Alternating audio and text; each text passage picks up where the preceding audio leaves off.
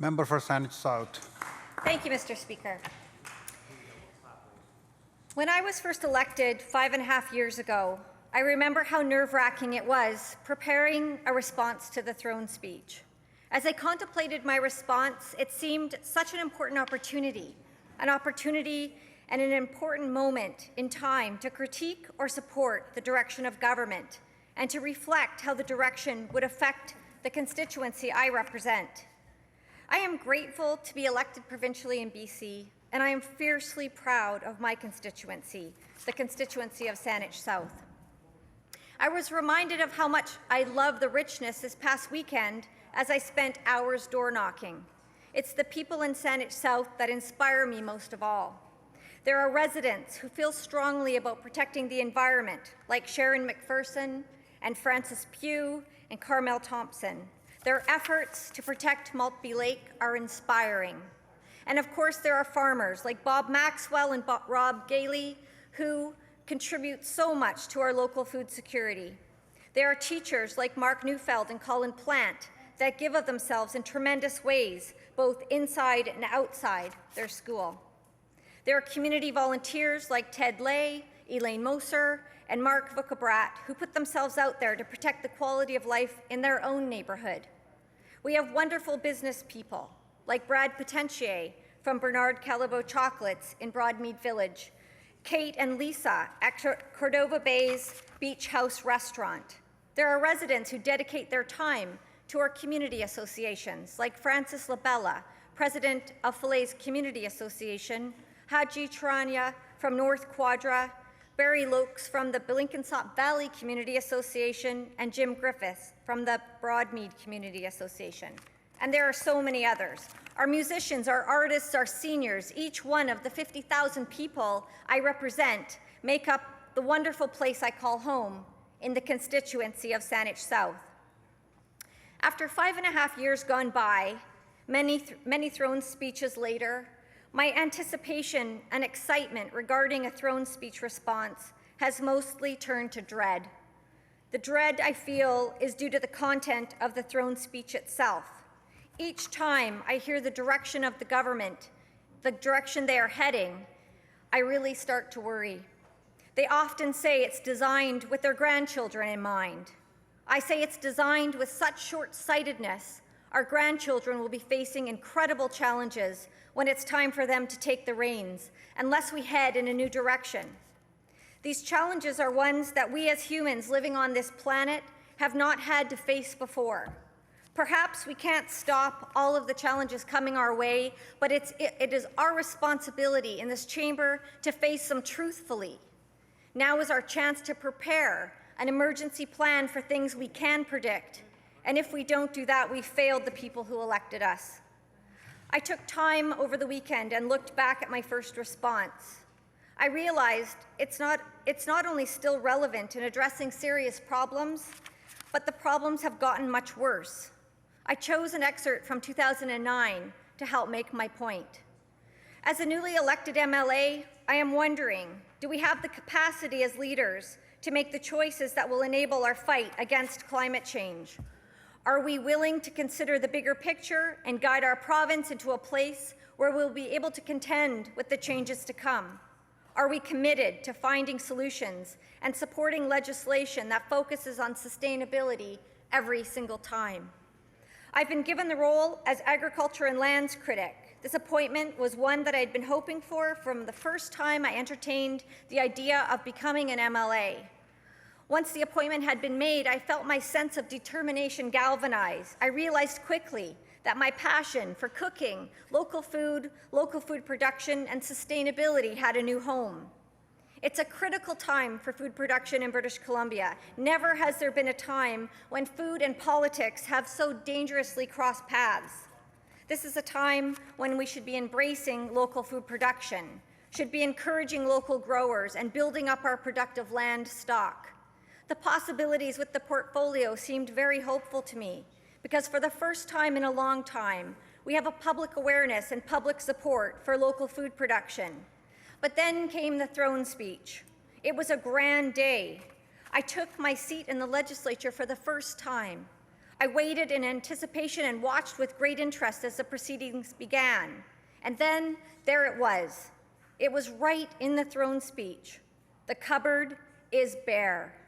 It was a reference to our provincial coffers, but to think that the government would use a food reference is interesting, as this is the government who has beaten the budget for agriculture into the ground and continues with this current budget. Using an analogy to food is quite appropriate because when there's no food, there's nothing else. Nothing else matters. The difference between an empty coffer and an empty cupboard is this. If our food supply is threatened, you don't have the option to run a deficit for 4 years. That was from 5.5 years ago, and sadly, my reflections from my first throne speech are accurate, but little did I know how much worse things would get. The Ministry of Agriculture is still missing food in its title. After over 5 years of calling for one, we still haven't reinstated the Standing Committee for Agriculture. We failed to have an agriculture and food sustainability plan in this province, and if that's not bad enough, this past spring we saw changes made to our agricultural land reserve that will threaten our food-growing lands more than we have seen in over 40 years. Agriculture and politics have crossed paths in a way I didn't imagine was possible in this province. This story is not over with the agricultural land reserve, and the implications have only just started to rear their ugly heads. We have already seen political appointments made to the Agricultural Land Commission, a commission that's supposed to be independent. Politics and agriculture have crossed paths in BC, and the BC Liberals are doing all they can to make sure that politics wins. I congratulate the BC Liberals. They have exceeded all my expectations. I expected to be disappointed, but in this throne speech, I think the BC Liberals outdid themselves. I'm afraid after the 2013 election, this short-sighted government has acquired a new set of nails in a brand new coffin, and one by one, they're each taking turns with the hammer, every member, nail by nail, vote by vote. It's no secret that there is a single focus on the government side of the House. It's LNG 24/7. Not only is it unfathomable to have such a one-track mind as a government, it's quite odd that none of their members have stood up to say so. You don't have to spend much time chatting with the people of BC to know that most are questioning such a focus. One of the concerns raised by many British Columbians is that if this government fulfilled its promises for LNG exports, there would be devastating impacts on the natural environment. And it's worth repeating those extravagant promises because they were repeated ad nauseum during the last election, and often not as aspirations, much less promises, but as simple statements of fact. Let's not forget the Premier toured the province in a bus covered in huge letters that read "Debt-Free BC." Debt-Free BC. This from a Premier who has presided over the largest increase in BC's debt in the province's history. Our debt is now over $60 billion, $13,000 for every person in British Columbia. How is that debt-free? But that wasn't the only misleading statement. It wasn't the only false promise. We were told that if the BC Liberals were returned to power, they could bring about an LNG industry that would add up to $1 trillion to the provincial GDP in just 3 decades. $1 trillion. We were told LNG would create 100,000 jobs for the people of BC. 100,000 jobs for BC families, our Premier said 1 year ago. We were told LNG would fill a treasure chest for British Columbians, big enough to hold $100 billion. A prosperity fund that would pay off our debt and allow us to give everyone a huge tax break, no more provincial sales tax. With promises like that, it's no wonder they won the last election. Those promises are almost impossible to believe today.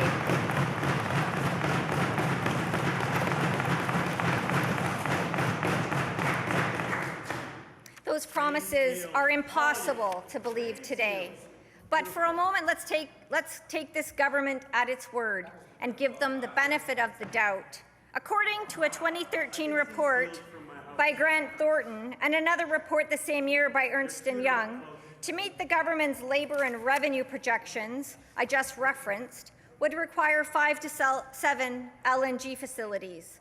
According to the Pembina Institute, This number of plants would mean that BC would annually release more than 70 million tons of carbon pollution into the atmosphere. 70 million new tons of pollution every year. To quote the Pembina Institute, the potential carbon pollution from LNG facilities and associated shale gas extraction and processing would make BC's climate targets unachievable. This pollution would come from all points in the supply chain. If the LNG terminals are powered with natural gas, the combustion used to liquefy would create a major new source of greenhouse gases. In addition, the large amounts of carbon dioxide are vented into the atmosphere when gas is processed. We also know there would be significant pollution resulting from the flaring of the thousands of fracking wells that would be required for this LNG plan. Experts also warn of major pollution from fugitive emissions and accidents and pipeline failure. There is no greater threat to our collective well-being than climate change. I can't make that point more strongly.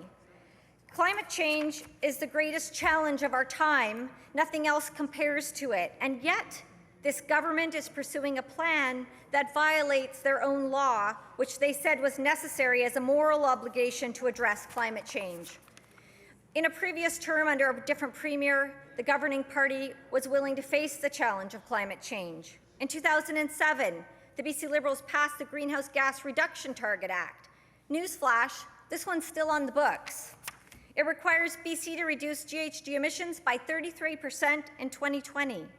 The climate change crisis has only become greater and more obvious since that time, and therefore one would expect the members opposite to exploit our natural gas reserves in an environmentally responsible way. The opposition has been very clear that protecting the environment should be a precondition for LNG development. According to one of Canada's top energy experts, David Hughes, fueling 5 large LNG plants in BC would require over 50,000 fracking wells in the next 3 decades. Where are the studies by the government showing us that this is a safe direction to take? The Leader of the Opposition has laid out 4 conditions for the LNG industry to exist in BC. 1, the project expressly guarantees jobs and training opportunities for BC. The Promise Happy government has not even said it will achieve express commitments from proponents that British Columbians would have the first and significant share of the jobs and skills training opportunities. Instead, the Premier and her BC Liberals are capping 2 decades of undermining skills training in BC by taking a defeatist attitude that says we will all have to rely heavily on foreign workers to build LNG. 2, the British Columbians receive a fair return for the resource that belongs to them. Right out of the gate, the Premier made unrealistic and unachievable promises about LNG. Now, having ditched the fiscal framework in its 2014 budget, she is headed to be a year and a half behind schedule on defining BC's share. It's no wonder proponents say they are still far away from being able to make final investment decisions. 3, the government respects and makes partners of First Nations and recognizes their right to share any benefit that flow from this resource. If the Premier was serious about respecting and including First Nation and keeping BC's focus on projects that could benefit all British Columbians, she would have given Stephen Harper an unconditional no on the Enbridge bitumen pipeline. Instead, she's giving her conditional support to a project that puts First Nations and other BC communities at great risk with little benefit. As we saw in her government's recent reversal on gas plant environmental assessment, she still does not know how to take care enough to work with First Nations to share the benefits of the LNG opportunity. If her government had spent the last 3 years negotiating on Aboriginal title with First Nations, rather than spending millions of taxpayer dollars fighting a losing battle against the Tsilhqot'in, there would today be more opportunity and benefits for First Nations and greater certainty for investors and workers on where and how LNG-related pipelines and plants will proceed. Number 4, that our air, land, and water be protected, and that our resource development can be as clean as possible. It is this 4th condition that I'm unpacking today for this House. The Premier said she would deliver the world's cleanest LNG industry, but instead she is trying to sweep environmental issues under the table. A government that knows how to gain social license to move LNG forward would today be leading an evidence-based discussion with communities on hydraulic fracturing as it is conducted here in British Columbia to identify and mitigate any impacts. The Premier's failure to deal with this issue and the implications for greenhouse gases has worsened, not improved. Public confidence in this aspect of the LNG opportunity is doubtful. According to John Cherry, a well-respected hydrologist, BC has no idea what the implications would be on our freshwater supplies. I don't believe we even have a groundwater monitoring program set up in northern BC. According to journalist Andrew Nikiforuk, we have just 6 monitoring wells from more than 27,000 oil and gas wells in northern BC. On this side of the House, we believe our air, water, and land must be protected. And to this government's great and historic shame, this is not being done. Do the members opposite not believe in climate change? I know there's a few that doubt it. While the BC government chases an LNG plan that betrays our moral obligation to address climate change, the acceleration of planetary warming is increasing. Do you realize that the very room we sit in now in the BC legislature will be submerged if we do not change our ways? A recent report by the authoritative National Academy of Sciences concluded that there is a dramatic increase in the rate of melting ice in the Arctic Ocean and in the Antarctica, an increase that suggests ocean levels may rise around the world by 4 meters. Can you picture that? This very building we are in today could be underwater in the not too distant future. The possible negative consequences of climate change for the people of BC are very terrible to comprehend. You know, there's some that say if it plays out the way that some predictions are saying, that we are facing risks of mass extinction and possibly another ice age. This isn't alarmism. This is a warning from the cautious and authoritative U.S. National Research Council. The authors of this report are clear that the only way to head off dangerous warming is by reducing emissions of greenhouse gases, such as methane. And this is the very gas that the BC government wants to extract and sell as quickly as possible. There is a role for LNG in BC if it meets the conditions brought forward by the Leader of the Opposition. Our abundant natural gas is of great value to British Columbians, but the BC Liberals have lost perspective in their rush to try and cash in on the high prices for LNG in Asia, prices which of course are plummeting rapidly. All over BC and indeed around the world, more and more people are coming to terms with the threat that we'll be facing together, but sadly, not those who hold the balance of power in this province, and that needs to change. Hydroelectricity is extremely important for our province. It's an economic engine and a source of clean and renewable energy. The Site C project is potentially the next big public hydro project, and it's been up for discussion for years.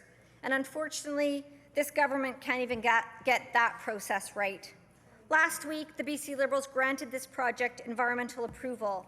They claim that the benefits outweigh the social and environmental costs of building it. The federal government has said the same thing. The next step that a responsible government would take in a project this size, 8 to 10 or more billion taxpayer dollars, would be to send it to the BC Utilities Commission. This commission would review the project's costs and impacts on ratepayers. In fact, sending it to the BCUC is the law, unless the government exempts itself from what's required by the law. And this, my friends, is the case with the BC Liberals. If they don't like the way the law affects the way they do business, they exempt themselves. So currently, Site C is exempted from a review at the BCUC that is fundamentally wrong. With this amount of taxpayer dollars potentially being spent, we should expect and we deserve accountability. What will the costs of the projects actually be, and how will this impact our future hydro rates? Do we even need the power right now? That's a great question. They're questions. Those are just the beginning of the questions that need to be answered, but they won't be because the BCUC will not have a say. If this project were to go ahead, it would come with huge sacrifices. There would be profound impacts on First Nations, massive loss of agricultural land, and natural habitat that would be changed forever. Without actually knowing if we need Site C or if it's a sound investment, how can we accept the changes that would affect our province forever? Not sending this project on to the BCUC for proper cost-benefit analysis before spending at least $8 to $10 billion is irresponsible and it's unacceptable. As a spokesperson for agriculture, I fear that by sidestepping the BCUC, we will not have a chance to make the argument for our food-growing lands. 5,000 hectares of prime agricultural land in the Peace River Valley would be flooded, and that's hugely significant. Climate change means that we must update BC's agricultural plan. We would be fools not to, given the state of the regions we source from. Look at California. It's in the third year of an extreme drought. This is a drought that is devastating food production in that state and having continental impacts. For example, food prices in BC are estimated to rise by 34% this year because we source a large percentage of our fruits and vegetables from California. I believe that protecting and increasing BC's food self-sufficiency should be top priority for this government. But the Liberals will now skip past the BCUC and consider the economic case for Site C behind closed doors at a cabinet table. But what's the cost to our province of losing the food-growing potential offered by the Peace River Valley? How can you explore the economics of Site C without first getting the facts from the BCUC? It's generally accepted that one would get the facts first. Can British Columbians have confidence in the BC Liberals to get this one right? They change the law when it hampers them, and their recent work on the agriculture and the weakening of the agricultural land reserve are just two examples of why they can't be trusted. The bottom line is this: without the BCUC being the next step, the BC Liberals do not deserve to have their hands on a project with this many implications. Thank you.